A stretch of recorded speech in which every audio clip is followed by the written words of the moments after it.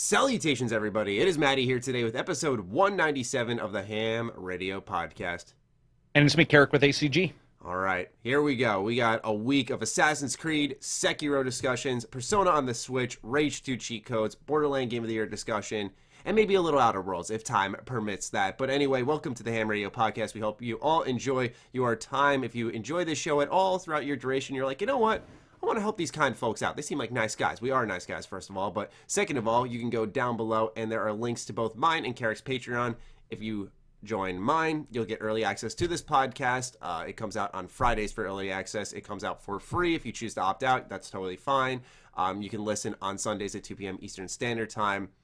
But if you join the Patreon, you also get access to the Discord at the cheapest option, and you can join in some really exciting discussions, and it's pretty active. Last night, I think it was, we were talking about VR, because I'm looking to get into VR, so it was like one of the most perfectly timed conversations, because I was just talking to one of my Twitch mods, Trex, about how I really want to maybe get the PSVR, or I'm kind of on the fence with the Oculus, because I don't want to go all in on it, but semi-in and just test the waters. So, if you want those types of conversations and people who are very informed and helpful and kind, then our Discord is the place to be. Karak also has a fantastic one along with many other perks on his Patreon. But anyway, now that we're done trying to convince you to support our shows, let's get into what is a jam-packed week, starting off with the latest and the annual Assassin's Creed rumor. This time it's Assassin's Creed Ragnarok dropping in 2020 apparently.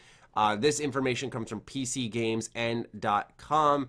This was via a Easter egg in the Division 2 that seemed to suggest the next Assassin's Creed will have a Nordic theme. Now a fresh insider report has confirmed exactly that. The next Assassin's Creed game is currently codenamed Kingdom and is expected to launch in 2020 and will indeed be about Vikings. That report came courtesy of Jason Schreier, who says he received confirmation of the game setting from two independent sources, months ahead of the teaser's inclusion in the Division 2. Ubisoft said there will be no new Assassin's Creed in 2019, so you should obviously expect it for 2020, as I've emphasized here. The Kotaku report also mentions a London setting for Watch Dogs 3 coming this year, which will be revealed at E3. If you missed the Division 2 teaser, a forum post on the Assassin's Creed website shows a character looking at a post of a cloaked man wearing a helmet and some sort of tunic. In his left hand, he's holding some kind of spear or staff, and in another, a mysterious sphere. The legible text on the poster points to the JFK Center, and the word above reads in Valhalla, which is referencing the Viking afterlife. Now, Assassin's Creed YouTuber Your Raptor points toward a extra detail. Zooming in on that mysterious sphere shows off something that looks an awful lot like an Apple of Eden, which is a type of mythological artifact important to the stories of multiple Assassin's Creed games. And then also last year we had concept art come out that when you went to go save the file, it would be labeled Assassin's Creed Ragnarok, which is just a sick name. So Karak, what do you feel after we both really enjoyed Assassin's Creed Odyssey? I think Origins was the start of heading the series in the right direction. Odyssey really got things on the right path, and now people are ready to love Assassin's Creed again. So do you get excited at the idea of a 2020 Assassin's Creed focused on Vikings? Yeah, I also think this makes sense when you look at some of the changes Odyssey put into place. That it actually makes more sense for perhaps them to do a Viking one and then maybe on the next generation machines. And the current ones, of course, because they'll be backwards compatible, but going with, a Japanese one or something like that. I think right now with all the Japanese-based games, you have a little bit of too many in that area, and I think a Viking one makes more sense. But when you look at Odyssey, you look at Origins, Odyssey, if you just start looking at it and step away from it, the idea of like removing the Odyssey character and throwing a Viking actually works. Like if you look at the way it plays, a little bit of the way the style of the combat, even the world itself with more trees, the idea that maybe you own a boat and like Syndicate where your train was a base, now your boat is a base or something like that, and you're constantly like going in and trying to pillage and shit like that. I think it could be awesome. We also saw that. So the day Division came out, somebody had posted that in our Discord, the picture. Might have been the day after. It certainly looked to us like an apple, but nobody, or like the Eden apple that you get in Assassin's Creed. Right. But it is, the only real issue I would say is that it is a little blurry. But I would say overall, there's enough hints that I think this ties into the way Watch Dogs 2 had the space game. Because remember, Watch Dogs 2 had the trailer of the space game. Mm-hmm. They had posters of the space game, and then Ubisoft later admitted that was absolutely real, and they just unfortunately couldn't get things to come together and couldn't continue making that game. So I think that this is not the first time nor the last time, obviously, this will happen. I think it all makes sense. I like it better this way love instead of the typical Kotaku reports, new Assassin's Creed game this year, here's the details type of thing. Yeah. I like the idea of them just throwing teasers in their game like, hey, it's going to get leaked anyway. You know, I'm looking at the teaser image right now, and I think it's got to definitely be Assassin's Creed just because not only the Eden or Apple of Eden thing, but rather the color scheme they chose for the garb that the character in the poster is donning, which is a red and white outfit. Yeah, very Assassin's Creed-esque. Yes, incredibly so. Very Spears fitting. also, remember? Yes. Spears were finally allowed in Odyssey, and that, like, one of their main weapons, axes and spears for Vikings. I could see that being a huge deal. I know it's very specific to Spartans, but I feel like, you know, the heaviness and the almost arcade-like nature of the Spartan kick in the game, those type of brutal, heavy, like pounding type moves, very much fit the Viking theme, where I feel like some asset sharing between these two titles, which is very common in games, could be a little more easy for Ubisoft's development team shifting over to this, but yet still feeling very drastic because we're talking Spartans versus Vikings, two completely different timelines, and different fighting styles and different worlds to explore. But yet they can share a likeness and an identity in a sense that I think people can really get behind. Also, remember that in Odyssey, you could hire your own boatmen and change what they look like. Mm-hmm. I mean, it all seems, like I said, the more I saw about the Viking thing, the more I thought it was real, just for the simple fact that, like, a lot of the stuff that goes on in Odyssey feels like they were testing it for later. Like, they were like, oh, yeah, you can hire old people from other games to be on your ship. You can dress them up in different clothing and have them. You can have, like, the females singing the chants in female voices on your boat. And then you could get the males. Then you could get, like, the fucking scoundrels. And they all did different sea shanties. And it seemed like it was a little bit of a test to sort of see what people cared about.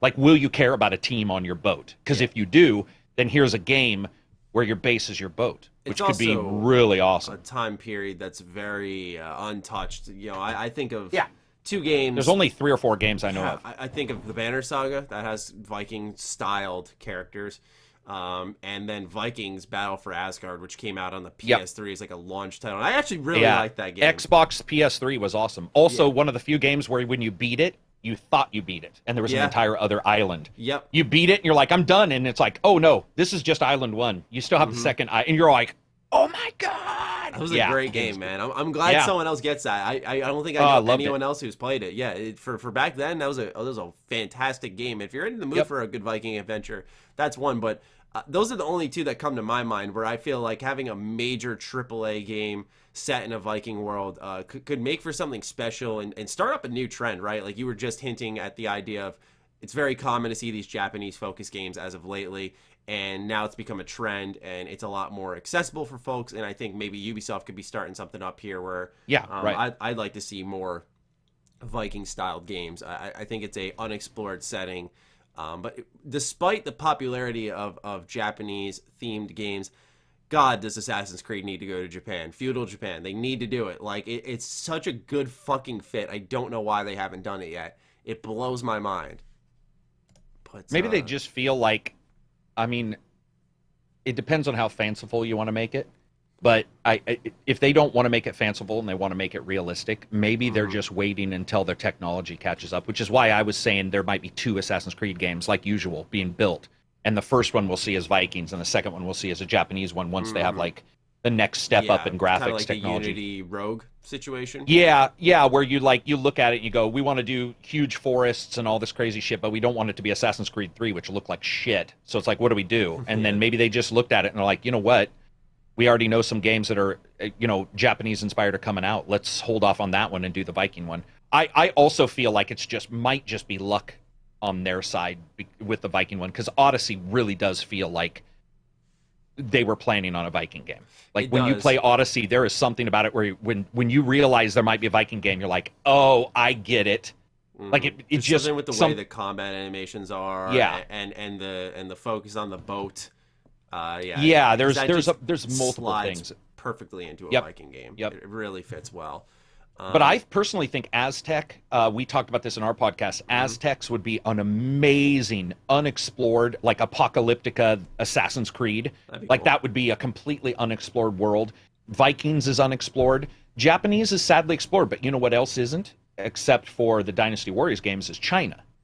So you have China, Yeah. which you could explore too. So you do have some alternating timelines, I think, that you could jump to that might be interesting just as a no one else is doing this kind of thing too, if it's not Japanese. What's awesome about Assassin's Creed is someone who I like history, but I'm not going to act like a history buff is, because that's their job, right? But they always find a place in time that I go, oh man, I'd never thought of that, but damn, does that sound cool? Even games that I wasn't a huge fan of in this series, like Syndicate, I was like, oh, all right, like this is a part of history I can get into, and I can see why this makes this game feel unique. So the only thing I guess that would worry me a bit is because the identities of both Vikings and Spartans can be shared so similarly, then maybe that could lead to a bit of an identity crisis for Vikings if it feels too similar to Odyssey. Do you think they're going to continue the RPG elements and have a female-male protagonist again, voiced choice and consequence again? Because that was a big selling point for Odyssey, and the game really, I thought, thrived off of it, and I think they did an excellent job. I would be surprised if they didn't continue it, but I'd like to I hear would your say thoughts. it also makes more historical, well, not even historical accuracy because, there were female warriors, but with Vikings in particular, there were, and so, like, the idea of them reversing that now seems alien. Like, I just don't see them saying, okay, we're not going to do that now. In fact, I see it being sort of a cool, remembering that Vikings as pillagers, if that's what you play, the entire theme of the game will feel different because that's not what you've ever been in the other Assassin's Creed. So the idea of like female male protagonists, pillagers, to me is awesome. I would rather have them have two than one. So I like the idea of them allowing that. And the RPG stuff is going to stick forever. I don't see the RPG stuff ever going away. Should. They did such an excellent job, I thought, with Odyssey. And, there were times where, like, the choice was very much an illusion. Arbitrary. But, but in Odyssey, they did nail some moments. I was like, oh, shit. One of them, I call it the E3 demo. It was the island you were on with that girl. That was, like, a self-contained story area that had, like, really good choice and consequence. It was fucking awesome. Probably one of the major points that stuck with me in that game. I was just looking up sales numbers, and actually... Assassin's Creed Odyssey's launch week its launch week sales beat Origins, and then according to Video Game Charts, on January 23rd, Odyssey sold an estimated 1.4 million units in that first week. So the game went off to a really strong start. I don't see any lifetime sales, but point being is that people are really behind that movement for Assassin's Creed, and I don't imagine they just shift back all of a sudden. That seems like it would be quite a bit of a regression. It says it actually set a sales record for current generation of franchise. Wow. So yeah, Odyssey was a tremendous success. Yeah, and there was another metric about concurrent players one time for Odyssey over Origins or any other game, and it was very impressive.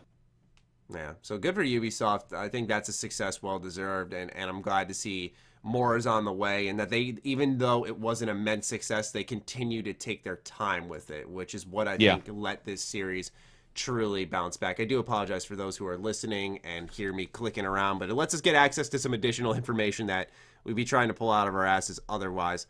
Anyway, let's head on over to our next big discussion here. This has been eating up most of people's weeks in Twitter and YouTube.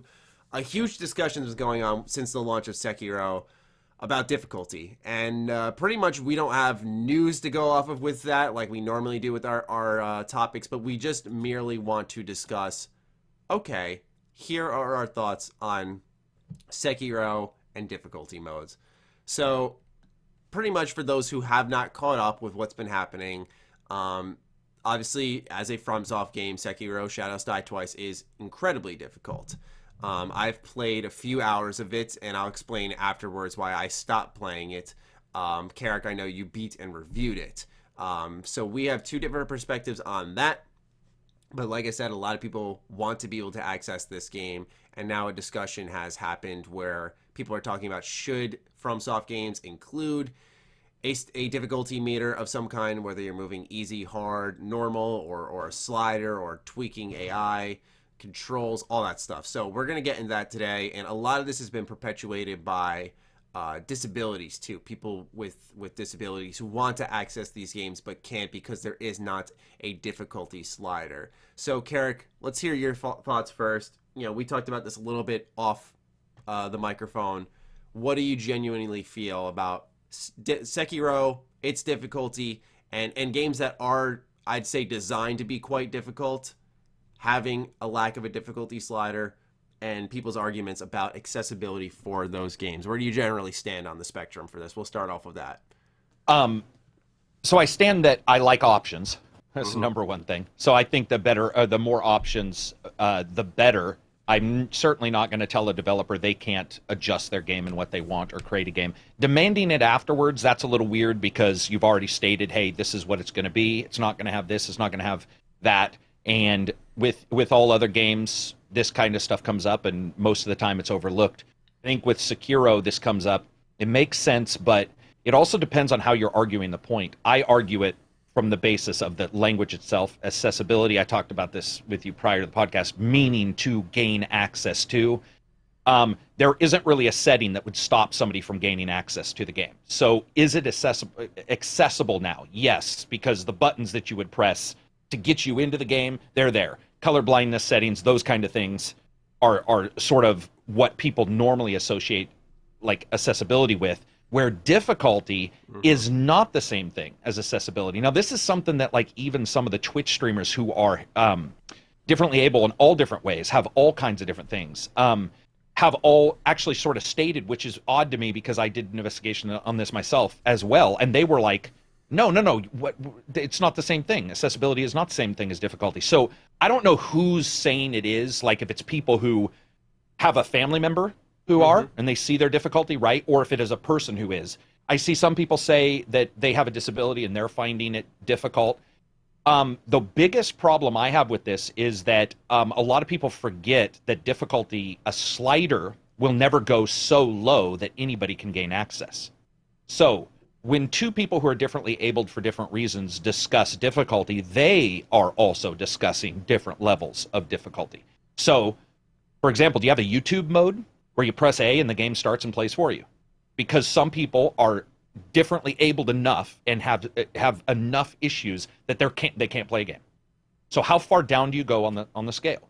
Because Dark Souls and all these games have gone super high on the scale. They've made it so people like myself have an insanely difficult time, right? So that means a lot of other people are going to have a difficult time. But you have to wonder, how low do you want to set the bar of difficulty before you are in just YouTube mode, where you're watching the cutscenes and you're not really doing anything? I talked to, because I've done accessibility reviews and coverage on the channel, and we did some videos on the controller. The people I talked to, none of them cared about the difficulty. That is not a huge group of people that I talked to, 10 at the most. They all had different disabilities, and none of them thought that holding the button was difficult, because a lot of people think that holding the button or that something in Sekiro makes it inherently quick twitch, which I don't actually find occurs in Sekiro. In Sekiro, to me, a lot of it's holding your block button. I was going to say, it's very parry-based. Yeah, and so there's some issues there. Movement certainly is important, but I don't know, dude. I sometimes I get a little confused on how far do you want to go, because if I got 1,000 people who have different levels of ability, they would all also want different levels of difficulty. And so I don't know how From could win right now. Right. What I mean by that is, let's say they do make an easy. I can guarantee you there will still be others who want it easier. And so at what point, they could quite easily say easy mode and then turn your health up, right? And their health down.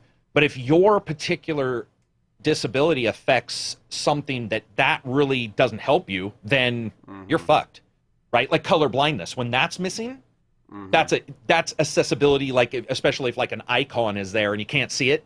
So you see like Far Cry is very smart. They'll be like, you can choose like the 6. Destiny was probably one of the first games I saw this. We choose like 5 or 6 versions of color blindness. It was really cool. Yeah. So I like the idea. I just don't know how much we demand from a developer. How low do you want or require from the person as when it comes to inputs? Do you want to go? Do you want to go to where you just hit start and it plays? Because there are people that have those disabilities, and I think that I can't say that one person's disability matters more than somebody else's. And so I don't think From can win. What I mean is, if there was an easy mode, I have this weird feeling their easy mode would still be harder than most people's hard mode, which this discussion would be happening anyway. Right. And it's happening between even like people like you and I, who luckily enough we're not having these kind of issues, but we're having other issues with it because it's a difficult game. So we'd be having these discussions regardless, I think, even if they had something called easy mode. I mean, I don't know. That's where I sit in the terms of I feel the discussion's happening no matter what, because let's say they do. I actually had not thought of this, but I'm going to add this because I've thought about this like all week. You know, I've been reading the discussions, I've been listening to podcasts, because I think in a sense it's a very delicate topic when you start adding in disabilities and adjusting for those people, because I think folks often don't consider that the disabled gamers for, and we're seeing support like from Microsoft with the adaptive controller. But I guess where I stand on it so far is, for starters, I'll say I think that when it comes to difficulties in games, and especially a title like Sekiro, I think accessibility for those who might be disabled out there, I feel it becomes a gaming problem at that sense. I feel that gaming in general has to become more accessible and offer more tools that help folks out. But I also think there are things that developers can do on their end, in all fairness. And the reason I say that is because, for example, when I was watching the PAX East panel for The Outer Worlds, Tim Kaine had actually said that they tested the whole game in grayscale multiple times to make sure folks who were colorblind would be okay playing the game, because there was nothing that was identified by color. It's a very colorful world, which is kind of strange, and it all looks great together. Like when they showed off Byzantium, it looks fantastic, but he said that nothing there was identified by color, and that was something very important to them. So I think there's things like that developers can do, and still, as you can tell by the Outer Worlds, make a game look colorful and pop quite a bit.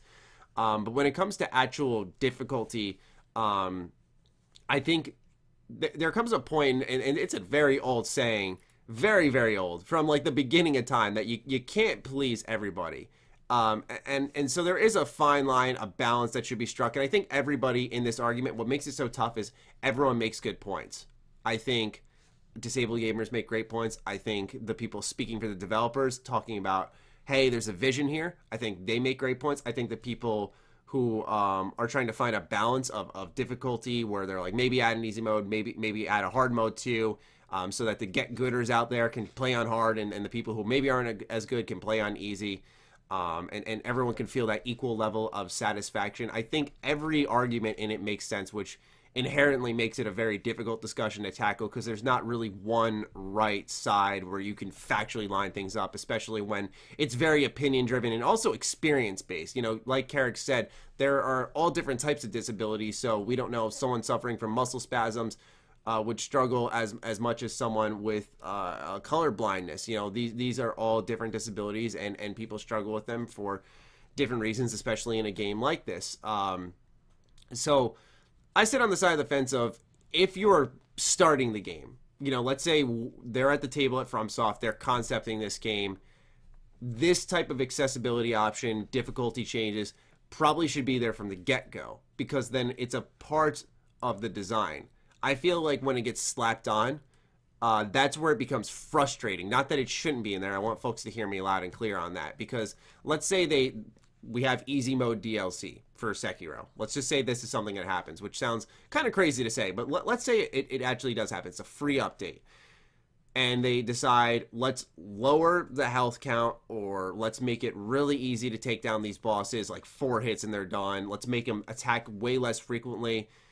I think then that strips away some of the satisfaction that someone who was less able to play this game could actually have felt. And I'm not saying that in the sense that you got to play it like how I play it or you suck. No, that's not what I'm getting at all. I just think there has to be a design philosophy behind that easy mode to make it equally as satisfying for someone who struggles a bit more with games and can still feel good overcoming it. Obviously, for example, maybe someone with older age. I know it's under the disability category, but your reflexes slow down. So you maybe want to lower the difficulty to that easy because you see things happening. I even get this, and I'm 23. You see something happening on screen, you know what to do, but your brain's just not it's not quick enough. You just don't react fast enough, and boom, you're dead.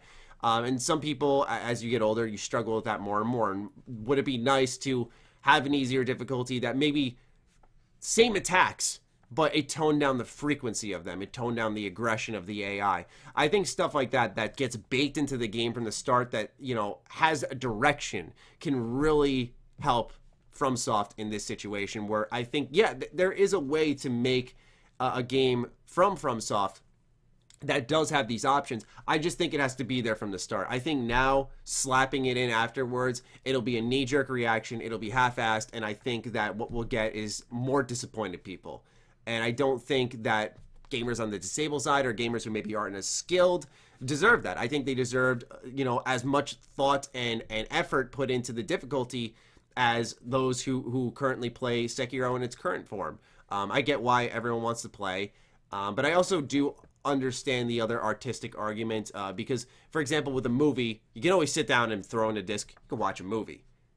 Same thing with music. I can go listen to Japanese rap right now if I want to. I study a language of fuck if I know what they're saying. I could listen to it though, right? And I could get some enjoyment out of just the beats from it, maybe, or the rhythm of the song. But with video games, it's a little different because there's so many types. Some people aren't as good at shooters or aren't as good at fighting games. And, Sekiro, whatever you want to call that type of game, it's gradually turned into what's called the Soulsborne genre. But now you add Sekiro into that mix. What do you call it? But I digress. And because of that, there's people who are maybe more proficient or enjoy different style of games. There are people who don't like sports games at all. And I don't know if those people don't like it because of difficulty or accessibility or whatever. But point being is gaming is a different type of entertainment where there's more preference, and since there's hands-on, it's not, I feel, in its inherent nature as accessible off the bat because of design direction by these companies. I remember when I was a kid, man, I used to want to love Midway games so much, but they were so fucking hard, and I struggled immensely with them because I didn't get it. I was so terrible. And it just wasn't accessible for someone my age. When I got a little bit older, I think I was like 12, I started playing them again, and I got it. So I don't want to get off track with it, though. That's kind of my general thoughts on it. Like I said, I've taken a lot of time to develop them and make sure I'm not being a douche to anyone or putting anyone off or acting inconsiderate. I just wanted to kind of lay it all out for those of you out there and make sure that I feel everyone can be addressed in this situation. It just takes a lot more thought and care rather than throwing an easy mode. I think that's putting what do they say? Putting duct tape on a giant leak or whatever. There's an actual term for it, but obviously I don't know what it is. But that's where I stand on it. I've rambled a lot. Karak, anything that you want to tack on to what I've said there? No, I mean, I would agree. I did have an odd discussion where 3 different people had the same illness, and yet their abilities were drastically different. And that was pretty much the first day where this conversation came up. It was prior to Sekiro, but it was with the adaptive controller. Okay.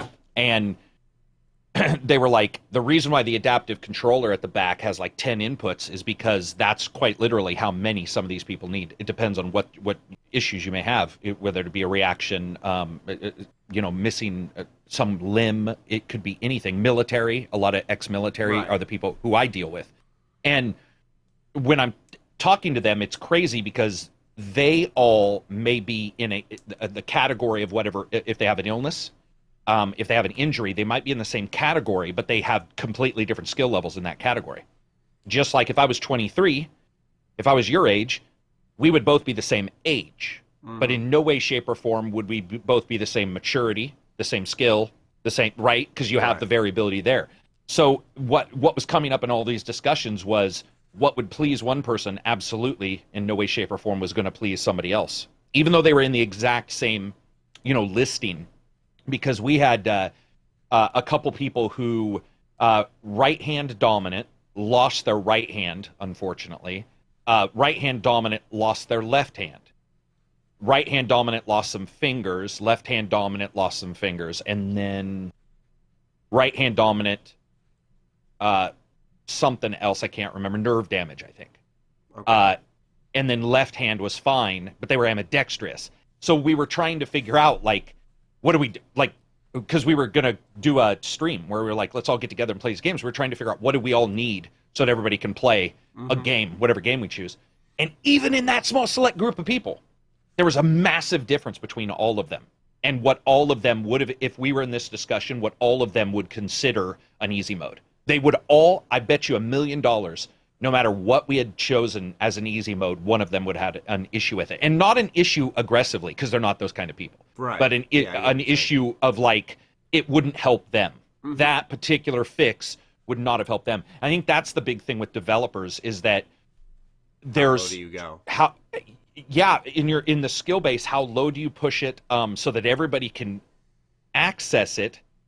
And then do you consider access difficulty, which the people I've talked to, they don't, but I know some people do. So I don't know where that's, where they agree. And that just goes to show you right there, too, that the words don't even mean really what they are anymore. Because the words, that accessibility is not the same as difficulty. If you look up the word and you understand, like, normal game development. But now it does. Now people are trying to sort of min them together. It's difficult. It'd be tough. I think that From was very good and very open and has never strayed from their course. So you certainly can't say you were surprised that this game is like this. Yeah, that's the other thing. Right. And I also want to say that, I'd love to, I want to see more of, like, what I've seen on Twitter. I follow hockey quite a bit, and you see them including folks with disabilities or folks who may have recovered from a really dangerous disease, in the hockey team, for example, and doing cool things with the team, and that type of stuff warms my heart, like I think many others.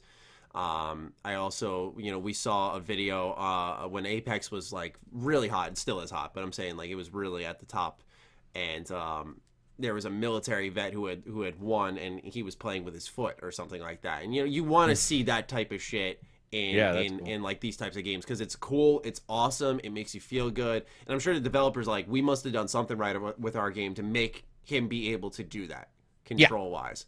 And it's a success for everybody. It's something that we can all celebrate. So yeah, I'm with you. I want more of that. I just, like I said, I sit on the side of how low do you go, only because not that we should not go as low as possible, but more so that there are so many differences on difficulty, or perspectives on difficulty. Sorry, when your dogs barked, I lost my train of thought. I apologize. No, you're good. Differences of perspective for difficulty, where it's like, how low can you possibly go for these people out here? I had to tell them to be quiet. Oh no, you're good, man. With Souls and then Bloodborne, though, I feel like we've known forever that FromSoft makes a style of game, and they've never deviated from that. It's always tried to master. I'm sorry, I forgot Demon Souls too. It always from the very get-go has been, we will slap you over the wrist as many times you're going to learn our game. And I think the most significant experience I had with that was Bloodborne. I had played Souls 1. I'd beat it twice. I had played a little bit of Souls 2. I dropped it. I had played and beat Souls 2 afterwards, by the way, but this was, I think, a year or two after. I think it was a year after Bloodborne. But when I went into Bloodborne, all we were conditioned with was Dark Souls combat, and which was a lot of shield hugging, circling your enemy, and Bloodborne encouraged dash at your enemy when they attack. When you lose health, attack, get your health back, fill it back up. That type of stuff, which required, I remember that opening area, it took me 3.5 hours to get through, because it kept just like, slap me on the wrist, like, you gotta learn. And eventually you do learn, and then you start to master the game, and it's always about overcoming that challenge, which is at the core of their design philosophy, I'd say. Not just because I'm a Sekiro get-gooder. I'm just saying it's historically always been like that, and that's my experience with it, where I was like, okay, shit has to change, and I have to adapt to this, which is also, as a studio who makes exceptionally difficult games, I think is a humongous challenge unto its own of, okay, now people want us to make it accessible, and they want to have to get the entry barrier lower. How low do we go with still having that learn the game? We're going to slap you on the wrist, learn the game. Do we give them more healing items? Do we give them stronger weapons, but yet not tone down the AI? What changes? I think a lot of thought goes into it, which brings me back to my original point of, I think in the original design, when they're concepting the base game, is when this thought needs to be put in, which I think you're not going to see immediate change. But I think accessibility in games has gotten better over time. Karak, you and I have focused on games like Nier, which has a pretty much an auto fight difficulty. Persona 5 has a story difficulty, so if you do not want to you cannot die. You cannot die in the story difficulty. And also, you don't lose out on any trophies in that game, which I know is for a small demographic, but for those who are maybe disabled and also trophy hunters, you're not punished for playing on a lower difficulty, which makes it feel a lot better. So like I said, I think that's something that both of those games had in their core design. In Nier Automata, they're like, let's make these chips. Let's make it for folks who aren't as good at combat or wants to play Nier Automata, but they can't keep up with the flashiness and the fast pace of the combat. It's just not for them or whatever, but they're invested in what we're doing here. Let's make it accessible to them. I think, yes, it is very well possible, and it should be considered, and developers should push towards it. It just, I think, takes a lot more thought than folks are maybe considering what could be an easy knee-jerk reaction of just slapping in a lower difficulty. I also think it's going to be awesome because all this does is just indicate to another developer they could possibly do it. So as Surge, I'm having Adam, the lead for Surge 2, come on a podcast, and like this will be something we talk about. Like, have they been, and I depending on what he wants to talk about, I'll want to talk about it. We'll see if he does. He's very open, but I would want to know, like, so do you guys see this other company dealing with this? But I would say From is well known for that. So in a way, buyer beware, because even buyer beware for anybody in that game, in Sekiro. You gotta. Luckily, I didn't come off Bloodborne. It came off a completely different game, and so I didn't have any of the relearn issues that a lot of people had. Yeah. But when you go into certain titles, I personally believe that not every title is going to have to adjust its difficulty. Accessibility is a great thing that needs to be added to every game, but difficulty I don't necessarily think needs to be adjusted. Because there is like I said, is it a game or just a show now? Because if it's a show, what are we doing? Like how are we even going to display it where it makes sense? And if it's hyper difficult, only some of us can play, like Sekiro. So I think it's an awesome discussion to have because, like I said, it's just going to cause other companies to say, oh, we need to make sure, unless we're up front from the very start, that, hey, this is a fucking crazy ass difficult game. And as long as it's got the accessibility options, I think we all expect color blindness, all that kind of stuff. Subtitles, dude. There's games that don't have subtitles right now. Spyro, that blows me away. They just patched it in. Spyro, right? Yeah, they patched it in, I think 2 months ago. That's crazy talk. Now, again, understanding that the original probably didn't, and maybe that's what happened, is it somehow, like, they don't have an accessibility expert who's like, dude, what are you doing? That shit needs to be in there for sure. Yeah, because I remember I made a video about Spyro, and it did decently well. Because I make videos about RPGs, but I made a video talking about how it's so stupid that Spyro didn't have subtitles because there are people who are very hard of hearing who should be able to experience Spyro, and they couldn't. And the comments were loaded with more people than you'd ever imagine who were thanking me for speaking out, but also... Oh, dude, the number of people, That's what I'm saying, and that's why I was very delicate in my explanation of my perspective, because I know people don't think that there are as many disabled gamers, but there are a lot, and like you said, they're all different parts of the spectrum, whether it's color blindness, spasms, or lifetime versus later illness, damage in a war. I mean, we have a lot of vets because, like I said, that's who I deal with, and vets have weird like there's weird illnesses for sure, but vets will have something where everything's fine but one exact spot. Like, like an illness will be like, oh, you have tremors, but they're all over your body, or you have this. And a lot of vets will have one specific issue due to damage. And you have to look at that and go, fuck, what do we do? And that's why I think the accessibility controller is the first step. Also, I did a video on voice attack. For PC, there is simply nothing better than voice attack. For anybody who has any... Star Trek? I played it with Star Trek. We did it with Elite. Now I do it with fucking Windows Premiere, Adobe Premiere. I use it for editing.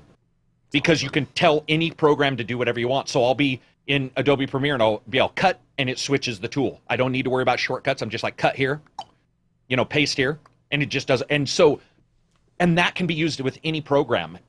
Microsoft Alexa now works. Oh, whoops. Hang on. I'm turning mine down. So Alexa works with the Microsoft Xbox, and you can have it do stuff, record, turn on, off, a couple other things. I would love to see voice really become a thing, Matty, because I think that, yes, people for sure have an issue with voice, but Connect was onto something. It may have been early, but the voice commands are not early. They're late. The voice command, it worked in fucking Tom Clancy's Cyber War on the I think it was called Cyber War on the 360. You could put the earphone in and you could tell your guys to go and attack, and most games don't have that. That is a huge thing. Can you imagine how much more open a title would be, even for you or I, when you're playing an MMO and there's 150 skill buttons and you've got your skill trees, right? And Star Trek or Star Wars, and you're like, wouldn't it be nice to be able to say you have the button too, but you'd be able to say Fireball because you know the name, but you can't remember which of the 50 buttons, and you're able to do that. Those that needs to happen. I think above almost everything else is voice commands need to be looked at, just like subtitles. I really do believe voice commands could help a huge number of gamers get through the more difficult stuff, like in Sekiro. I don't know if you had this. So Sekiro, when they ship you the game, has easily the worst control mapping I've ever seen in a game. I've never in my life seen a game with worse control mapping. So I first got it, and it's like right bumper for attack, which everybody already knows that has a delay compared to the face buttons. There's actual issues with the input. That's why you can buy triggers that are cut, so they are quicker. So I went into somebody's Sekiro thread a couple days ago, and I was like, dude, are you using right bumper to attack? Because they were having issues. And I was like, switch to your fate, go in there, switch them. And he's like, I'm halfway through the game. And I'm like, it doesn't matter, switch them, trust me. And within 45 minutes, he emailed me. He's like, are you kidding me? It changed my life. He's like, I changed the lock on to this button instead of this one, so I wasn't but with voice attack, that means if somebody's, let's say, doesn't have the use of their left arm, then they could map those to words, whether it be lock on. So you're looking at a guy, lock on, and now you can use your right hand to do whatever you need to do. Turn off lock, or whatever you want to call it, and you're able to turn that on, off and on. Those kind of things need to happen as soon as possible, because I do believe that a huge amount of accessibility would be, at least it would add a lot for people if they could offset some of the motor skill stuff, or even just multiple button stuff onto voice. I think a lot of people would come. I think it's a really good idea. I do. I know, for example, PS4 actually has voice support now. You have to press a button when your headset's plugged in. You can tell it to open an app, but within games, it needs to. I think that's a good step in games. Forward. Yeah, dude, I'm pretty fiery about voice attack. Sorry, I just think they should. You made a really good argument. You see how long it stuck with me, because you said the Star Trek thing and you described it to me. I was like, that sounds fucking awesome. Yeah, it is. It's amazing. Yeah, Sekiro was a game that I had started on stream. I played about 2 hours on stream. I played an hour afterwards, and I just decided I didn't like it. It was just kind of that simple. It wasn't a bad game. I said it on my Twitter account. I was like, I'm just putting it down. It's not for me. It's not. And you think it would be, right? I love Japanese stuff, so you'd think a FromSoft game just solely based on that would be awesome. But part of it's I'm a Bloodborne fanboy. I beat it 3 times compared to my twice with Dark Souls 1 and once with Dark Souls 2. I've never beat Dark Souls 3. So as you can tell, I align more with a certain style of FromSoft game, one that I think favors more aggression. And I also I love the world a lot more in Bloodborne. There's a lot more that speaks to me in Bloodborne, customization-wise. I think it's a million times better. I love the builds, and I think that Sekiro, oddly enough, in contrast to the discussion we were having, streamlines a lot of things, but also adds depth. Like, I think the perks add a lot of depth because you can do some really cool stuff, especially with the counters. They're awesome. But like I said, combat-wise, that whole time I was playing, it didn't click, and I was like, this feels good. Like, it was instantly for me. It was instantly I get this. And I wasn't having much trouble. The only time I had some trouble was I got to the guy with kind of like the spear. I'm trying to the halberd thing. I know what you're talking. Yeah, I know exactly it's what you're like talking about. it's like in the you time travel for the first time or whatever. And this guy, he gave me some trouble, and I finished him up, and I was like, I'm not enjoying this. Like, that didn't feel good like a FromSoft mini boss or a FromSoft boss usually does. Like, that felt oddly like I'm not just scratching the surface of my potential. Like, I'm just gonna unlock more stuff, because I think the stealth really, really easy to take advantage of. It's very powerful. It was not a smart decision, in my opinion, for the style of game it is now. Let's exclude the accessibility discussion for now. For what it is today, I think it was a game that should not have included that, because it reminds me of an old PS2 game where, you know, when like you be in a stealth segment, you get caught or you die, and you have to repeat that level and do the same stealth kills in the same spots over and over. When you die to a boss in a FromSoft game, sometimes you'll just sprint through the mob enemies and you'll start up the boss fight, and that's it. But in this game, because you have to repeat stealth segments, because it's so efficient to take enemies out, you can get killed incredibly fast. It just makes sense to go through those stealth takedowns again. But when you're doing it for like the third, fourth, fifth time, there's a sense 100 of yeah. and 27. Oh yeah. 127 deaths against a boss was my I thought my you meant max. total. I was gonna say not too bad. No, one boss, bro, because I was by myself. There was nobody playing the game, so there's nobody to ask questions. Yep. So you're just by yourself. Yeah, you have to figure it out yourself. And I'll tell you, like, I know you like Bloodborne. I thought Bloodborne's atmosphere is probably 50 times better than Sekiro, and I don't like Bloodborne. But I look at it, and there was a mystery. It looked dirty and weird and unique, and Sekiro's much more cleaner and pristine, and I get that. But I like a story, which I kind of thought was. Yeah, and its story's okay. I was like, but with Bloodborne, there was something about it that, even though I don't like Bloodborne, mine's more of a technical issue plus just not being into it at that time. But I look at it and I'm like, man, there's some mystery. There's something about it that's like really unique. And then I look at Sekiro, and I remember playing Sekiro and thinking, man, I'm really interested in Ghost of Tsushima now, and Neo 2. That came up so much in my Twitch chat. So many people are like, I can't wait for Ghost now. Well, and I said it during my review that if you're accustomed to Neo makes you feel like a USA Sunday morning matinee martial artist. Crazy shit. You've got combos and things look whatever. But they look cool. Sekiro, it doesn't. It looks like you're a European knight wearing somebody's kimono. Like, even his movements aren't necessarily as flamboyant as I was hoping they would be, or as cool looking. So I get you. Like, I personally liked it, but I didn't like it as much. I was seeing those reviews and I was playing it going, what the fuck? And then most of them I saw later. I didn't even look until I was almost done with the game, and I was like, come on, guys. I mean, it's not horrible, but I'm like, there's definitely some issues here. And then I went back and looked and didn't realize 80% of those reviews was like first 6 hours. And I'm all, okay, the game totally changes like 12 hours in, let alone 25. So that bothered me a lot on this particular game in particular. I think people would have been much more realistic with their reviews had they played through it all.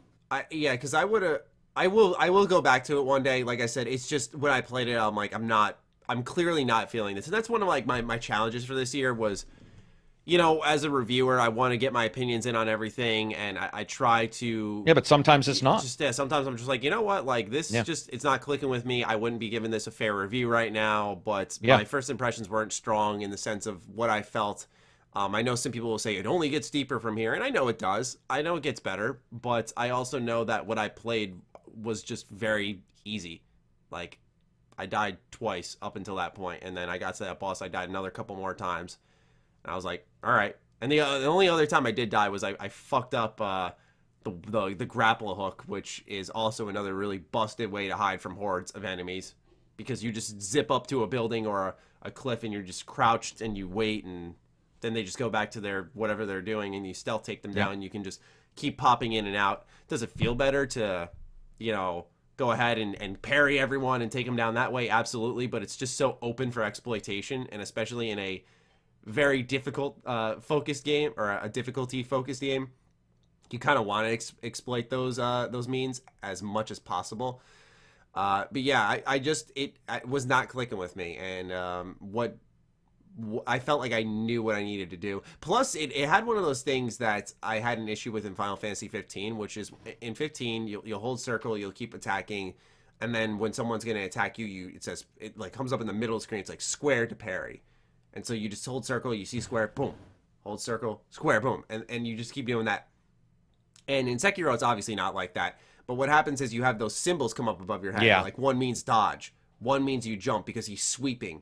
And it starts to feel almost like Fury, like a bullet hell game where certain colors indicate what you need to do in response to the action, or a quick time event where this time you're dodging, this time you're jumping over the sweep. And I think it helps with identifying, right? Like, okay, now he's sweep, poke, sweep, poke. Now I know I can step in, and over time you learn their patterns, but it's just, I feel the writing is on the wall way too much with it. I feel it's just telling you exactly what you need to do, and it's not about watching the attack coming in. It's watching the symbol above your head and just making sure you're heading in the right direction when you're moving, which is much easier to figure out than reading the sweep, reading the slash, reading the poke. We can turn them off. You can. That's actually something I was not aware of. Yeah. Interesting. But I mean, in all honesty, like, what you're saying makes sense to me, because like the one thing I didn't like about that game is, and I talked about this in the review, is that I was really surprised that they contained any advancement, or unless you know a secret, any advancement through two bosses, both of them really requiring different items that are very difficult to get unless you know how to get them. And I remember I didn't feel like it really had enough time for fun exploration of combat, versus I have this very short amount of time and then there's a boss over here, or I have this very short amount of time and there's a boss over here. And it's only within the first like 5 or 6 hours where this happens. And I remember being sort of disappointed that there wasn't a more like elegant way of exploring the world. You're sort of level gated or boss gated, which I know people expect from this game, but I felt that both of them were like, to win, they were sort of gamified anyway, which I guess is normal, but I just felt like there was something a little too gamified about it. On the other hand, I will say that you got to where it gets good, strangely enough. So I will say I liked it more than you did to that point, but when you hear people saying that's when it starts to make sense, they are also right. I just don't know if your level would ever climb above mine. Like, so if you're at a 2 and I'm at a 5, I'll always be 3 above you on how much I like it, right? Like that, I think that makes sense. I think that I get it also because not a lot of people liked Bloodborne because of a certain type of attack, where the people who liked it because it was about attacking to get health. People like this because people like this one because it's like hold guard to increase posture, which is a little confusing because in every other game you don't want to hold a guard because that's what removes your guard, basically. And then hammering them aggressively removes theirs. The big flashing things were weird. It definitely has some, again, things that I'm just blown away people didn't bring up. Not because I wanted them to say it was a shitty game. They could have given it the same score they gave it. It's that people just weren't even alerting folks to it. And so it's like, then you have all these consumers who go in, including my Discord. Dude, the number of people who went on my Discord and were like, the fuck? Like, the fuck is happening in this game? Like, and they were big FromSoft fans. I will say I find it weird. You and I have differing opinions on this. So I beat Dark Souls 3, and I really liked Dark Souls 3. Right. I couldn't or didn't like Bloodborne as much, but I absolutely agree with you on the atmosphere. It's not even in the same world. Sekiro's not even close to as good as Bloodborne.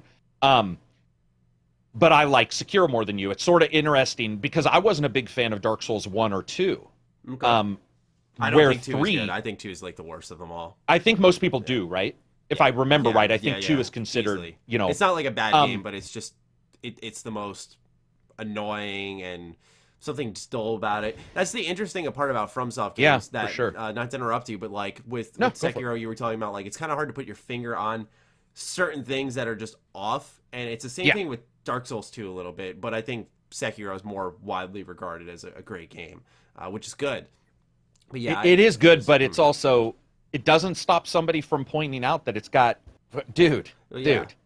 I mean, I had a lot, like, when I was playing that, I was, like, very disappointed in some people, where I was just like, come on, man, you gotta mention that, you gotta mention, at the very least, forewarned is prepared, right? If, like, let's say if I prepared you, if you and I talked for an hour and I explained all this, okay, you're prepared for some of the weirdness. Maybe you would have enjoyed it more, who knows? Right. But, and you can also choose to not understand any of that, but I don't think the game did the best job, and no FromSoft game has, by the way, did the best job in telling you some things as well. There were some things in Sekiro where I was like, the fuck is happening? Well, what I'm saying is, I think it is normal, but I think those two things combined for you. Right. Versus other times. Because what I was going to say is, normally in a FromSoft game, they're like, hands off, figure it out yourself, which you're used to. What's weird is with Sekiro, because it's an offline game too, the game pauses and gives you tutorial screens constantly in the beginning. Yeah. So you expect explanation. Exactly, and it doesn't give you one for everything. Yeah, and it's like, if you're going to tell me that, you know, like, don't toe the line here on me, you know? And so that's another thing. I don't know. It's just, it didn't, pardon me, I had to drink. It didn't really click with me off the bat. Not a bad game. Totally see why people like it, but it's clearly not a FromSoft game right now for me. And maybe I'm also just internally saving my struggles for when I play Cuphead on the Switch. So we'll see. Except now they did add an easy mode for Cuphead, didn't they? Or I don't know. There's basic is what it's called. But that was already in the old one. Okay, simple mode, I think is what one's called. I can look it up. I think you'll be fine with Cuphead, but I will say this: it's tough. Yeah, it's tough, but it's on a 2D plane, so I think there's a little bit of an easier feel to that than there is for like a Sekiro. I don't know if it was easy mode or somebody was just saying that basic is already. Simple and regular mode differences. Okay, so that's all it is. There's an article from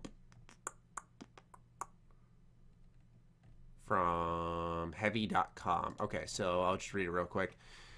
Cuphead has officially released. For those looking for more casual time, simple mode removes a lot of attacks from bosses and sometimes even omits entire stages of a fight. This means user will have less to contend with and will be able to pour on more damage to their opponent with little trouble. One notable example of the differences between simple and regular difficulty is the Baroness von Bonbon boss in World 2. When on simple, many of her attacks will be incredibly basic, and there will still be an entire ending fight scene that is completely removed. Yeah. Mm-hmm. So, it's one of those games that's like, you could play it on simple, but that's the thing. Like, do people, back to our difficulty discussion real briefly, I guess, do people with disabilities, does that sound like something they're like, well, that may be easy for you, Maddie, but for me, that sounds like a real challenge that I want to take on. I'd love to get some actual, you know, how do I describe it? Like feedback directly from someone with people with disabilities and hear that type of stuff. You know, I'm insanely curious. But now we shift over to a game actually that we were just talking about a little bit ago with some great options for those of you who may or may not struggle with games. And that is Persona 5, which recently leaked on Best Buy with a Switch version. So Best Buy has done it again. A tweet came out from Mystic Dance and has a photo of Persona 5 in their cart for the Nintendo Switch. Furthermore, there was Metroid Prime HD Trilogy, as well as a Legend of Zelda Link to the Past for the Switch in Best Buy's leak. We know that Persona 5 R is coming very soon. I think they said April 24th they're doing a big announcement. But Persona 5 on Switch has been a huge request for a really long while, myself included. Where do you stand on a little Persona 5 Switch action? Yeah, I mean, I think it's awesome. I've returned to my Switch now. I was actually just discussing this with somebody on Twitter. What called you back to it? Well, L.A. Noire I told you about, and then I ended up jumping back into Skyrim because I had said, it was my favorite version. Somebody challenged me on, mods versus that, so I spent a good, 8 hours on both. And the ability to play some of these games on portable are pretty fucking phenomenal to me, and I do believe that, Cuphead, Persona, these coming to the Switch, I don't know so much about Cuphead because of the screen size and all that shit, but with Persona, I think it's a perfect fit for the Switch. It just feels right for some reason for me. To me, there's just something. Dude, in all honesty, if you said Persona was Switch or PS4 when it first came out, I would have said, if you said, guess which company's releasing it, and I didn't know about companies and their dealings, I'd be like, oh, Nintendo. Switch, that makes perfect sense. If I looked at it, I'd be like, this is just a perfect... It feels like a Switch game. Feels like a Switch game. So to me, I'm just stoked it'll be on there. I don't know if I'll play it again, dude, because the cat... I don't holding you back.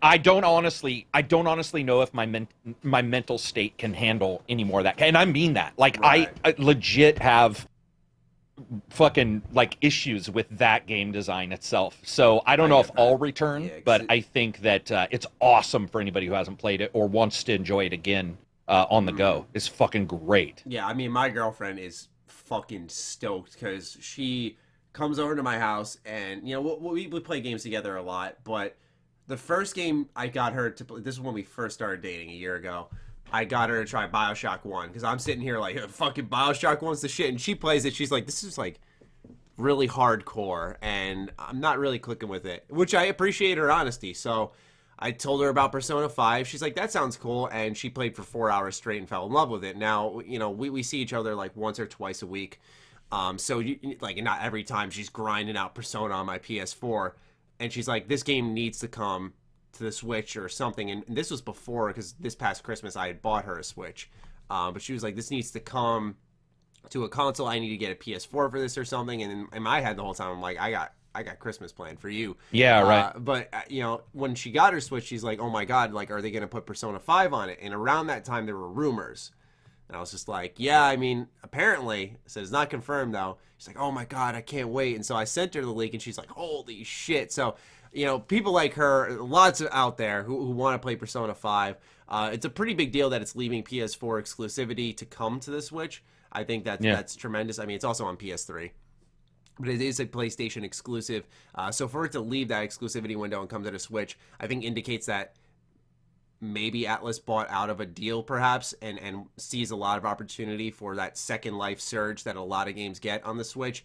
It's very much structurally built for the Switch where you can do a pick up and play. The dungeons are long, but the day-to-day life where you go to school, you hang out with your friends, you do some social links, those periods of times before you enter someone's heart, so to speak, those are very much a pick up and play accessibility, and even floors of the dungeon can actually be. Yeah, I was gonna say, how long is the longest dungeon really?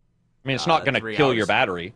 Yeah, so you can, if you have a fully charged Switch, you should be able to get through all the dungeons. Yeah, I'm just saying, someone who's got an hour between classes, maybe, or something. Yeah, for sure. On a train ride, I'm thinking about that too, but I'm thinking a little more condensed. So that is a good point. Yeah, within a Switch's battery life, you could dust the dungeon very easily. So yeah, which is awesome because that just means a short playthrough or a long playthrough is going to be valid on that system. Exactly, it works. Time, which a lot of people struggle with, kind of gets pulled out of the scenario a little bit more because it's accessible. There's just something between the Switch where you press the power button A 3 times or whatever button you want to press 3 times and your game's there. You can play on the couch for 30 minutes, an hour, 3 hours, and then just throw it back in the charger or take it with you on the go versus turning on the PS4, holding the controller. It's like a setup thing, and I know it's a mental thing too. So just know, folks, that Persona 5 is likely coming to Switch. And I was actually asked on my Twitch stream the other night if someone should pick up Persona or if they should pick up Danganronpa. Now, Danganronpa's not on the Switch, but Persona 5, if you have not played it, I still say it to this day, right next to Bloodborne, it's PlayStation's best exclusive. Persona 5 is fucking fantastic. It is great characters, amazing dungeons, amazing story. Like, it's a 135-hour long story, and it consistently remains good, aside from what Karak said, which I agree with, which is Morgana in, like, the first 10 hours can kiss a dick. Yeah, flip him off, yep, all that shit. I fucking hate that character.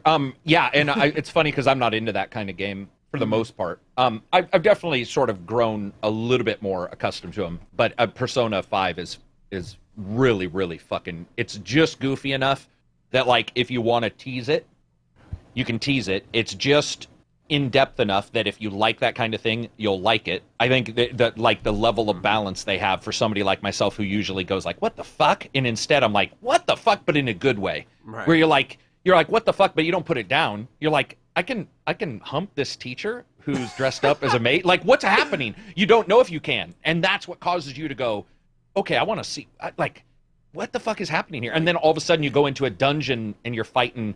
I still remember the very first boss is, or it might not be the first one, but the dude on the toilet. Yeah. The guy and who's, I was like, just hand on the knee or whatever. Yeah, and I had played Personas before, and I really liked a lot of them, but they never held me like this one. I remember playing it just being like, see, I find that the crazy, because Persona 3 and 4 are so good. I mean, 3 hasn't aged as well, but 4 is... They are, but I even have the 4 special... I have, like, some special edition. I don't even know what it is, but it's like... It must be, yeah, and it's here. Because I really did like it. But 5 is something beyond that. And I don't know what it is. I think it's just probably just the right balance. What I'd say is 2 things. Because 4 is one of my favorite games of all time. I adore Persona 4 to no end. It's the one game that, like, at the end, I'm always cheesing like a dumbass.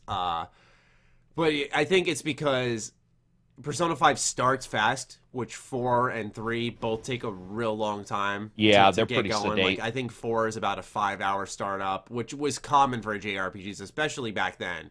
And 3 is, I think, a little more so. It starts fast and then slows down dramatically, rather. Like, the first hour is like, whoa. Like, girl's pointing a gun to her head. What the fuck's going on here? And then you start to get an idea, and it ropes you into the day-to-day, and it doesn't really drive things home until, I'd say, a couple more hours. But 5 really throws you immediately into the action. Yeah. And I think also 5 has the best dungeons, which I think for folks who decide, all right, I'm going to stick with this for 10 hours, you get into that first dungeon, you're like, holy shit.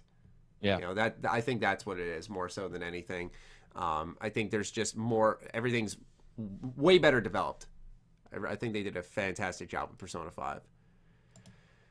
And so those of you out there who have Switches, you should definitely look for that. But now we move on over to a really awesome topic. I mean, we were talking about games that, you know, need to bring a level of retro gaming back in a sense. And you'll get what I'm talking about right now when I say Rage 2 has a plethora of unlockable cheat codes. So this information comes from, or not Rage 2, comes from Destructoid.com. Here are the currently announced cheats. Bethesda is teasing more after launch. So, there's He's on Fire. NBA Jam announcer and also MLB Slugfest 2004 announcer Tim Kitzrow will accompany you on your journey, or at least his voice, yelling encouraging things at you as you explore the wasteland. Get good. Make things explode in one hit is great. The name of the cheat is not. Son of Thor. Surround yourself in comforting electricity and kill enemies that get too close. Clegg support. An NPC you're hired to track down and kill is transformed into a friendly AI who will back you up. Phoenix Rejector Seat. The Rejector Seat just does the opposite of an ejector seat, sending your Phoenix hurtling up in the air and depositing you on the ground. And I'm not sure what it achieves, but I want to watch it happen. You can buy the cheat codes from the Wandering Wizard. So let me check out what PC Gamer had written on that. In Rage's 2's ongoing mission to assure everyone it's weird, it's now promising the chance to bend digital reality to their will with a bunch of cheat codes, including the classic Instagib and ejector seat that works entirely the wrong way around. Everyone will get access to the same cheats, but a pre-order or grab the deluxe edition, and you'll have some of them straight away. For the rest, everyone will need to hit the Wasteland Wizard up, a traveling sage with universe-altering powers. He'll be found wandering around and will sell cheats for in-game currency. Emphasis on that. Dude, I'm telling you. I said this in a tweet. Bethesda can't fuck this up. They cannot fuck this game up. They cannot. This game sounds too fucking amazing. What do you think about Rage 2? Are you on board yet? No. It's not that I'm not on board. It's that I mean, I probably am because I love Avalanche. And I like it. I mean, I love Doom. So it's like, I probably am. I'm just not. I don't know what the term is. You're smarter than me, is what you are. No. I don't even know if the term's ambivalent. I guess I'm just waiting for the other shoe to drop. Like, you're waiting for the aha moment where... Yeah, or something. So I'm just... And I feel like I'm doing this for all games now, where I'm just like... And I don't mean a business decision, something stupid like that. I just mean... I'm just, like... It seems great. It seems exactly what I want, because I'm a big fan of, like, Mad Max. I'm a big fan of Doom, and I'm a big fan of post-apocalyptic. So to me, it smashes all those... Or checks all those check boxes. So I'm excited for it, but not, I don't know what, it hasn't really grabbed me other than the one single trailer. I haven't been impressed, this is going to sound really weird, I haven't been super impressed with the shooting because the AI looks bad. So ignoring that because it's so early, the driving looks really fun. So I'm really excited when I see that. They showed that last trailer and like they're shooting missiles and blowing fucking people up. I can't wait for that. So I would say the driving, I'm 100% behind.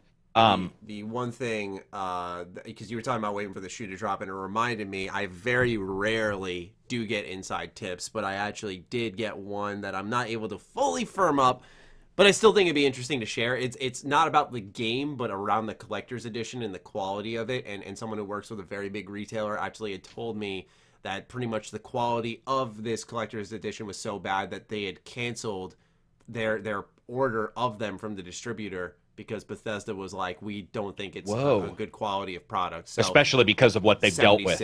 So I think... Awesome. Hey, all power to them.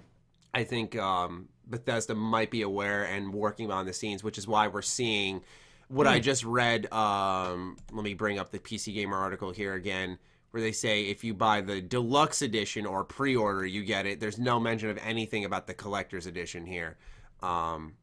So yeah, just like I said, take it with a grain of salt if you will, because it's not something I can firm up. But I still thought it was very interesting information that was shared with me because of, it clearly indicated Bethesda was trying to take a cost-cutting route with their collector's editions moving forward, and maybe Rage 2 was the next in line, and I think they know it's lining up to be a very fucking strong game. And that so why hurt it? Exactly. Why hurt it? Exactly. So that's why I should have mentioned that when I was going into hype mode, that it seems like they got something special on their hands here, and that's really turned into something cool. Anyway, I did not mean to cut you off. You were talking about cars. No, that's actually really, to me, I'm just really excited that they even looked at it. Even if their plan was to go one route, I'm not surprised by that. It's a fucking company. They don't save babies. They fucking make money. So, and then consumers told them that wasn't the best bet on Fallout 76. And so I think it's awesome. They look at something, they're like, you know what? It's not the best bet. We want to fix this. So I think that is actually, in a weird way, a little bit more exciting for me, that they're paying attention to it. But yeah, the car stuff, I'm into that, dude. And I'm into the shooting and stuff as long as it's good. But I got really burned on Rage. Did you ever play Rage? Mm-hmm. Yeah, I did. I liked the original. And I got burned because I thought Rage was going to be more open world, I think, due to Fallout, right? And then I went in and, you do have some driving around and stuff. But the shooting was very good until I figured out what every enemy was going to do just by looking at him. I was like, I know what his animation will be. So you could, literally fire to cause the animation and then twist over and then fire and they roll into your bullets. So I think we passed that. But then I got really burned when I saw Rage 2 and they showed some scenes of him doing some gun battling in a section. And all the enemies are literally just, not paying attention and running around with their fucking heads cut off. I always get nervous about that, Matty, because AI shouldn't be perfect by any means, but I want it to be as competent as possible without that stupid moment, right? I get you. So I'm excited for it, very excited for the driving parts in particular, because I love that in almost any game. If the shooting can, let's say, be half as three-fourths as competent as Doom, I'll be fucking stoked, because I think it'd be very hard to make it as competent as Doom, because Doom was set up in a certain way.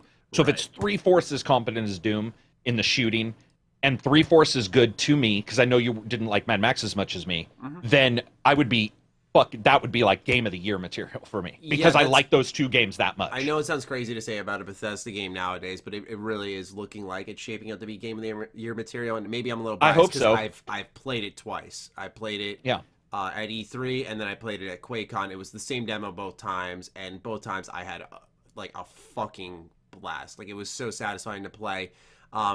It is, as a shooter, it plays exceptionally well. It's very tight. The only thing I worry about is the little arenas they base you in for shooting, because Doom gets you into flow, right? And you're each Doom's area, parkour. It's death parkour. Exactly. And it feels like every area was finely crafted to make sure you could like leap from this place to this place. Yeah. Kill this guy here, and like you could just it was so much intricate thought was put into every arena.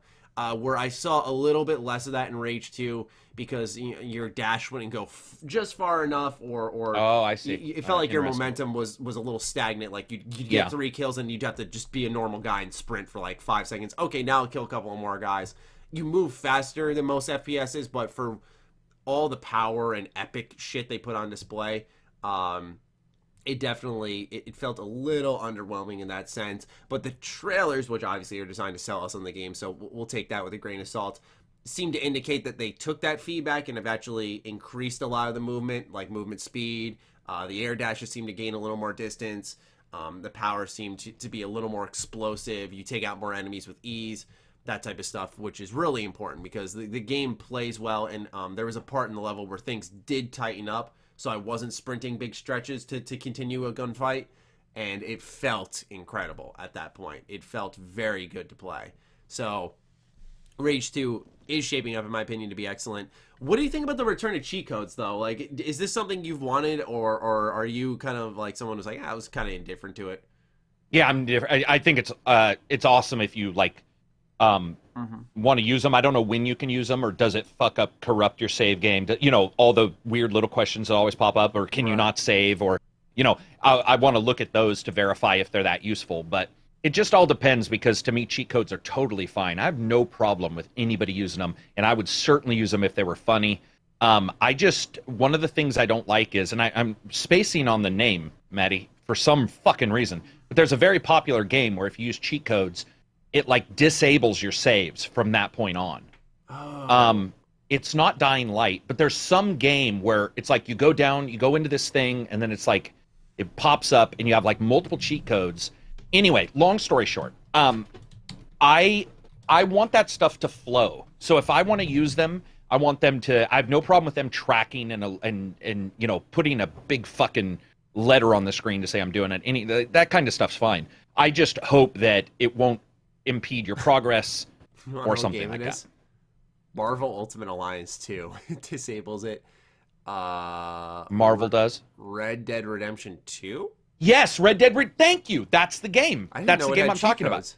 Yeah, that's the game I'm talking about. So it's got the cheat codes that you can read in newspapers. Yeah. So, and if you're reading a newspaper, there's cheat codes in some places, and you can see them. Yeah, and and I believe GTA 5 also did that.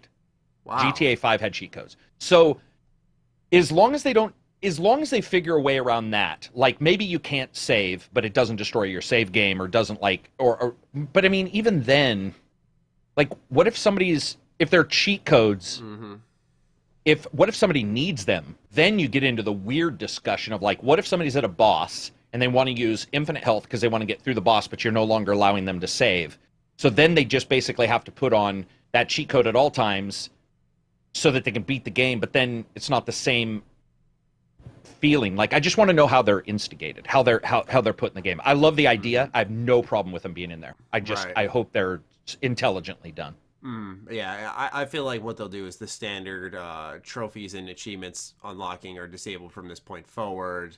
Kind of like what Bethesda does with mods. There's like, you can't get achievements now. Or a separate save. Yeah, or maybe it'll be like cheats used on your save. I have no problem if they want to say cheats used on your save. Maybe it's cheat specific, because they announced a Cockney British voice pack. I forgot who they said was voicing it. Danny Dyer or something like that. Danny Dyer? Yeah. Interesting. They're putting his voice in, and they're putting, obviously, as I said earlier, NBA Jam and MLB Slugfest announcer Tim Kitzrow's in there. I doubt those disable anything. They're just voice packs that kind of commentate over your gameplay, and it's hilarious, and you use it for a couple hours or something. But like stuff like Son of Thor, surround yourself with comforting electricity and kill enemies that get too close. That, to me, sounds like something that that's going to disable some of the game. It also depends on how much in-game currency does this cost? Because if it takes a lot to get, then maybe this seems the type of game that they'd say, unlock it, fucking use it. Use it because you paid for it. Well, that's another thing. I'm actually okay. That's what I'm fighting for, actually. I'm actually okay with that. Mm-hmm. I'm okay with them saying, use it if you want, but also be able to turn it off if you want and continue from whatever point. At some point, if you're going to put it in there, then fucking don't put a goddamn 8,000 restrictions for it being in there. Right. Well, we've talked about this before. Should you be able to change your difficulty once you've started Metro Exodus, where you start and you're like, I want to jump up to the highest difficulty, and that's the only one you have to start the game on. Yep. And you're like, come on, are you kidding me? Yep. So I just don't want restrictions. I think it's awesome. I love, for people who want to use them. It depends on what they are. I'd use the British. See, I'm the person who would use the British pack, or I would use the developer commentary packs.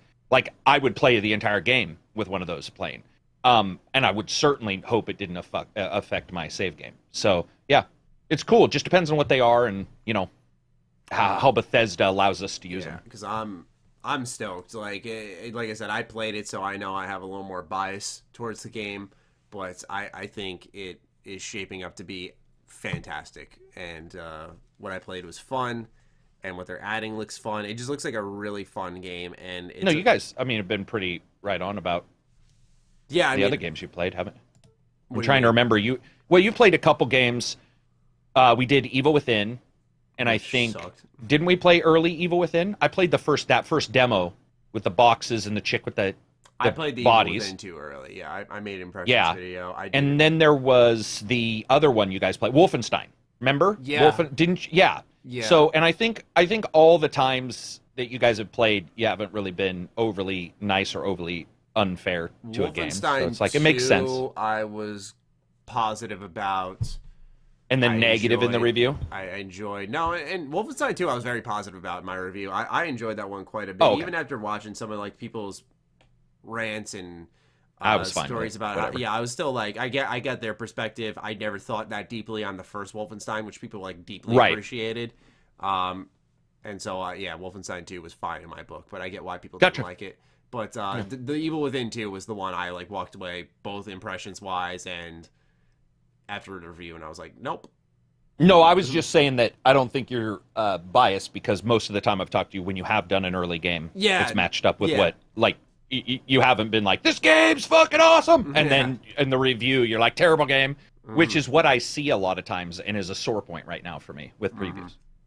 No, I feel you. Yeah, I think Rage 2 will please folks, is more so what I'm indicating with my coverage of the game. I think it's going to be hard to fuck it up. Like, it's going to take either poor performance upon launch in the terms of like bugs and glitches to, I think, really disable what's special about the game.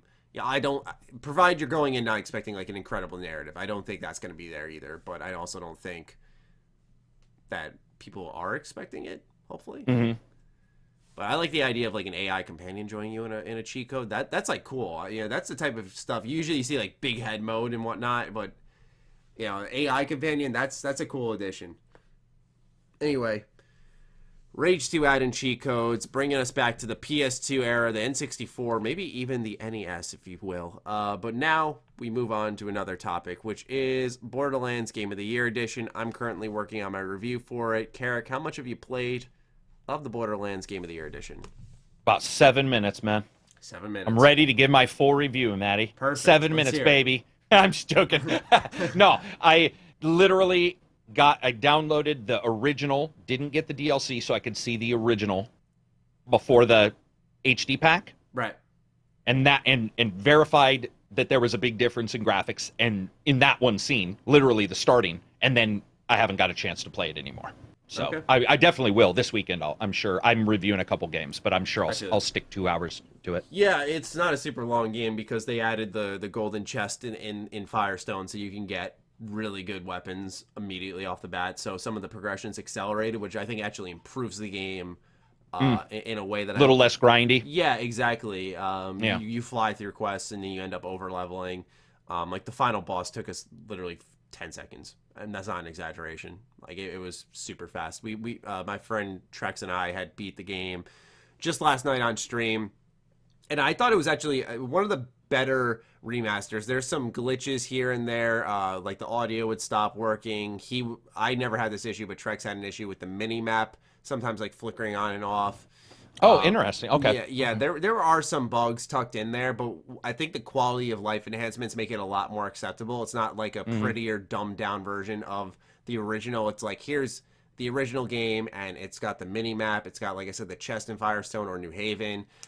It's also got all the 4 DLC packs. It's got new legendaries. You got the customization for your characters that you pick in the beginning. That type of stuff I thought was really cool. And it adds to the game a little bit. And stuff that maybe you didn't expect to add to it, like an FOV slider, and a little increased fluidity in the gameplay.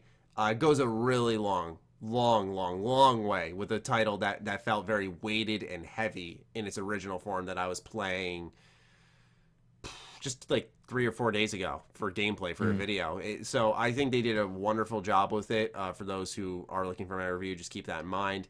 It's $30. I think it's priced incredibly fairly. I think they could have easily sold it for $60 with the enhancements they made. Not like it's deserving of that, but they could have gotten away with it. Yeah, they could have gotten away with it. Yeah, they could have lied, or not lied, but like sold it to people. Exactly, that's what I'm saying. They could have been like, we have big quality of life enhancement features, like this new map, and I think it was a very smart move to keep it at 30 because more people can impulse buy it because it was coming out a week after its announcement, which I thought was smart. It's not super long of a game. The base game took 12 hours to get through. Gotcha. And that's just one playthrough, and there's still the DLC to do. I did get some heavy frame drops in 2 areas. One is New Haven. The other is, oh my god, I'm blanking on the name now, but the Secret Armory of General Knox DLC.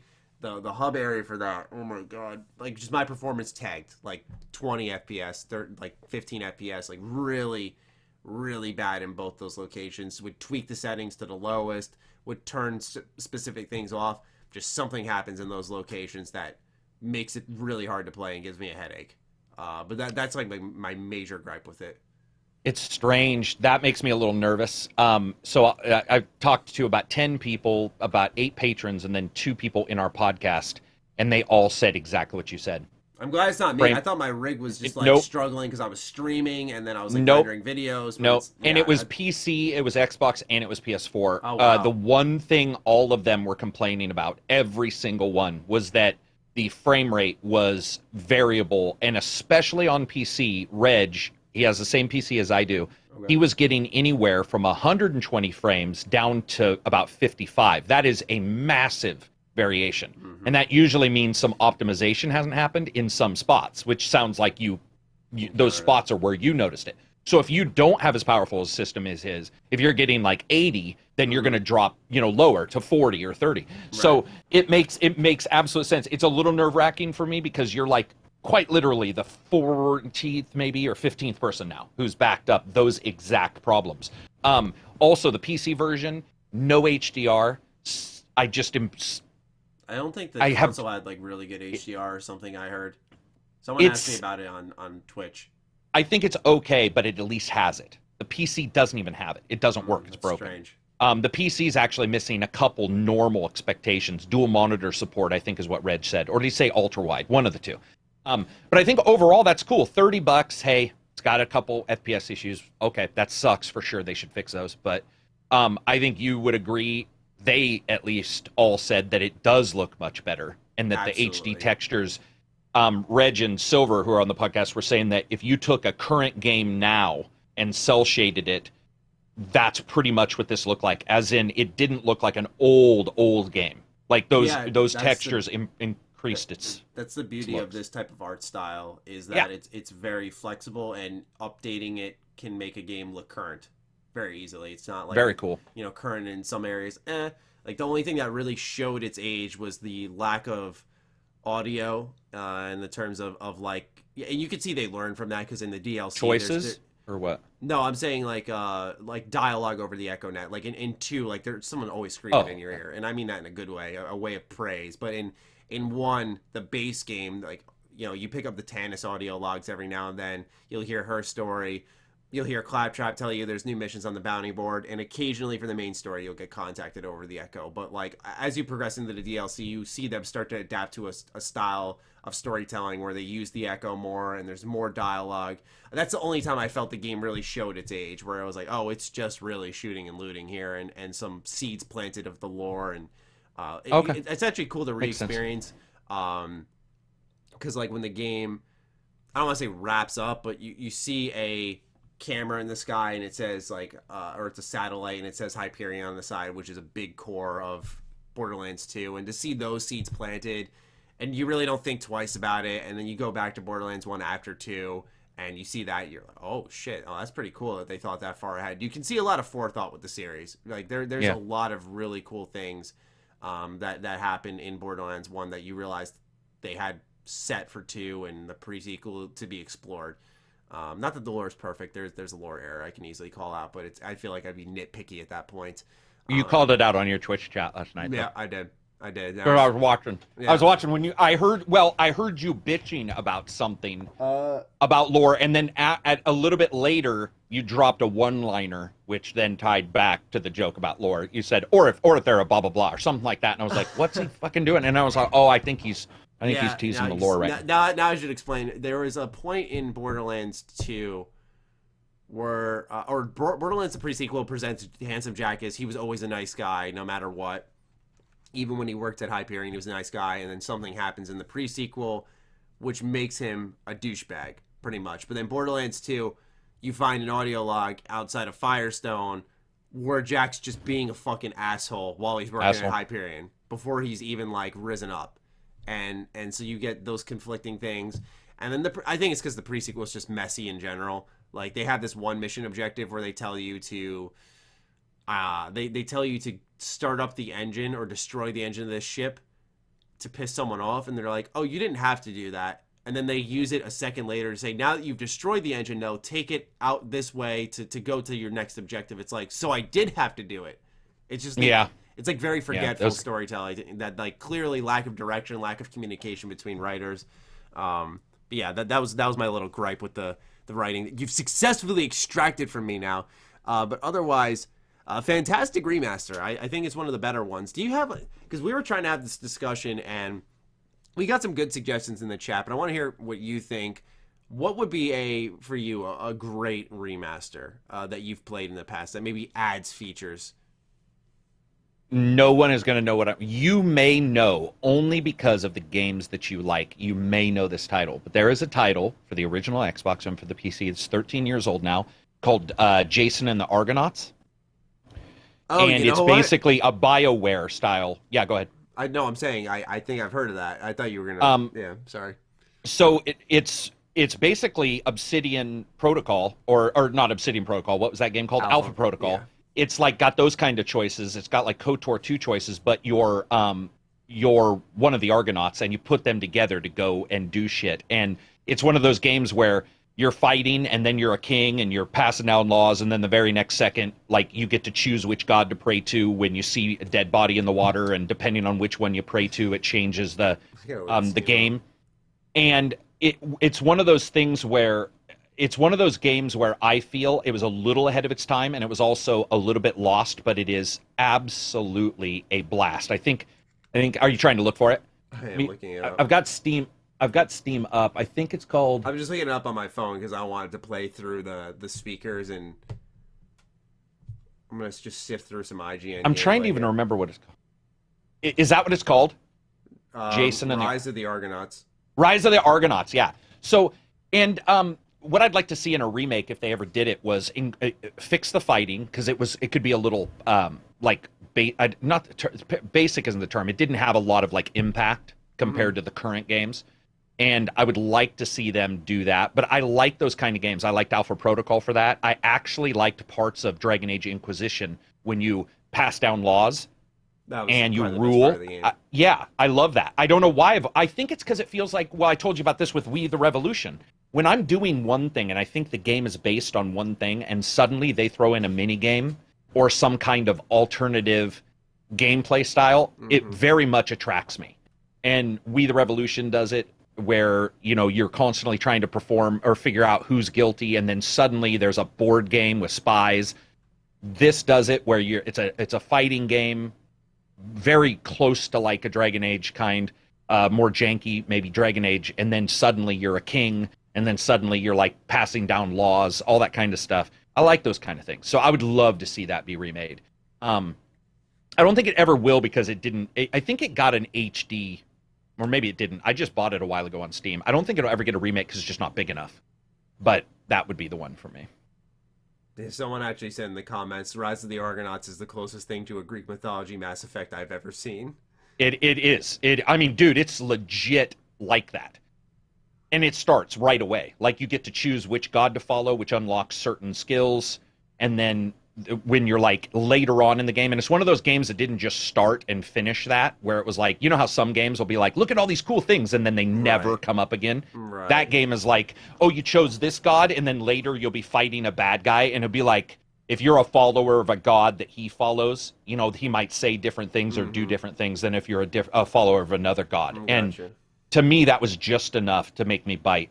But yeah, I would agree with that person. It's a jankier Mass Effect, really. Matter of fact, it would remind you more of Jade Empire than it does Mass Effect. I mean, because of the fighting, it being more up close, no projectiles, nothing like that.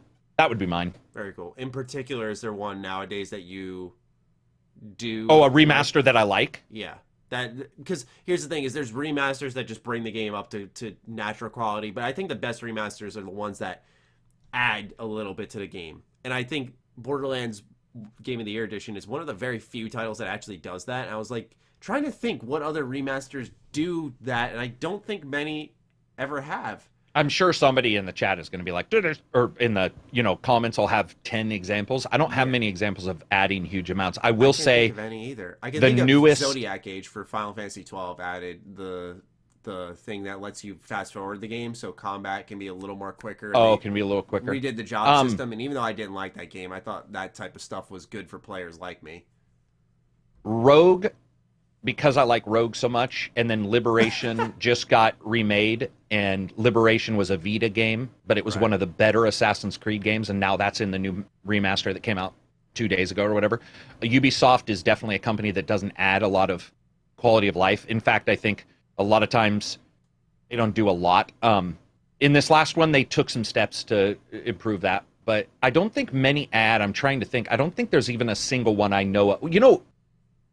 If somebody's going to add, I would say it would be Gears of War, the remaster for Gears of which was it? Ultimate Edition. That was a pretty big step.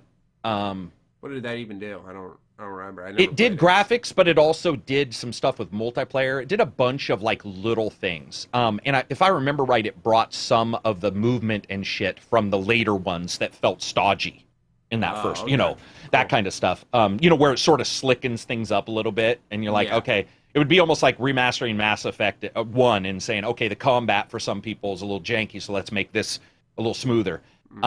But I think that we don't see that most of the time with remasters, because it's pretty difficult to jump into a game and tear out its code and go, we're going to fucking add a mini-map. That's why I was so excited for Borderlands, because I find those kind of remasters, pretty cool. I don't mind graphical remasters if they include texture packs and stuff alone, but it's always nice to have somebody say, hey, shit, mini-maps. Yeah. What the fuck? Like actually improving the base game. Yeah, or 4-player split screen on number 1 for couch. That's insane. That's now, awesome. Unfortunately, only on consoles. I found that out too. It's not on the PC version. But long story short, I think this is probably the best example. Borderlands is probably the best example, even though I haven't played it, just from hearing people and looking at the checkboxes. It got me thinking of how these remasters can be taken a step forward. I'd love to see Xbox original game Death Row get a remaster or a re-release of some kind, because that game fucking rules. Have you? I'm absolutely sure I have it, but I haven't. It is No a recollection. game that was published, I think, by Ubisoft. And back when their their logo was a silver box that's at Ubisoft, and it was like a rainbow behind it, like that old. It was a game where it was 4 versus 4. You played on a team, and obviously the game was called Death Row that you played. And what happened was you'd grab a disc, and on both ends of this arena were these circular, almost like portals that you try to throw the disc in by pressing the B button. And you could do like jump shots. You could do one-timers where you pass it to your friend, and then he hits B immediately, and they throw it right away, and it comes in a little faster, and the goalie tries to stop it. And mind you, these rings that you throw them into are the size of your head. Like, they're very small, so it feels good when you get it in. But on top of that, it's a fighting game. So while you're running around this arena, you can beat the fucking shit out of people who are trying to grab the disc. And I'm talking like really good combat. Like, there's grappling, there's fists, there's kicks, and then you can mix those for combos. You can taunt. So if you press the black button, I don't know what it translates to on the 360 controller and so on. I want to say it's RB, but when you press that, you can taunt someone. And in this game, it's very raunchy, it's very crude. So they'll just say like, "Hey, fuck you, asshole," like that, and you'll flip them off, and they'll register that, and they'll come over and you'll fight them. And it's as you progress in this career with the team you've made, you can make signings, so you can bring people onto your team. You can sign sponsorship offers, so you can get money for more signings. You can play teams for special deals. You can get upgrades and level characters up. It is such a fucking cool game. It is excellent, and it would thrive nowadays. I know it would thrive nowadays. It's one of those games that was like, I think ahead of its time is an understatement. This game time traveled to this year and was like, this would fit now. Let's do it back then. Cool. I guess I haven't played it. You would. I think you would actually dig it. And it's a game that I think even when you watch, I played it on my channel. Even if you look at it, you might go, cool. But when you play it, it's the music, it's the combat, it's the raunchiness of it. It really exceptional and fun game. But that is all we've got for this episode, ladies and gentlemen. It has been a jam-packed Ham Radio podcast, and we hope you all enjoyed. As always. Yes, it always is. At least 5 topics every week. We hope you guys enjoyed, though. Thank you so much for supporting the show, and we will catch you guys next week in episode 198. Peace out. Peace out.